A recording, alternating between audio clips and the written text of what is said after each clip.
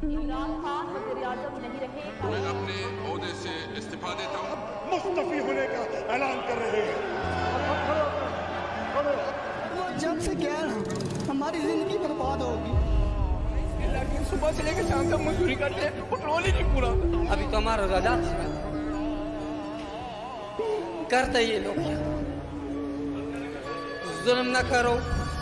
इमरान खान के जाने से ऐसा गम में नढाल हुआ है कि 2 से 3 दिन हो गए हैं सकरे की हालत में। इमरान खान ने आके हम कबाइली आवाम को शऊर दिया, हमारे ऊपर ड्रोन हमले।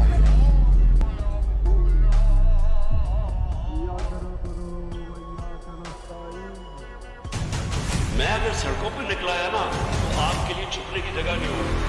पाकिस्तानी हुए देख लो आपके सामने कि सारे चोर आ गए वापस। मैं सारी कौम को आज कहता हूँ कि हम किसी सूरत इन चोरों को और अमरीकनों के गुलामों को हम कबूल नहीं करेंगे। ओ अमरीकनो, हमें तुम्हारी माफी की जरूरत नहीं है। तुम हो कौन? ये हमें माफ। जब मेरे से इंटरव्यूअर ने पूछा कि आप अमेरिका को बेच देंगे, क्या कहा मैंने? Absolutely not. आप मेरे से कोई और उम्मीद रखे थे? मैं चेरी ब्लॉसम बूट पॉलिश नहीं हूँ।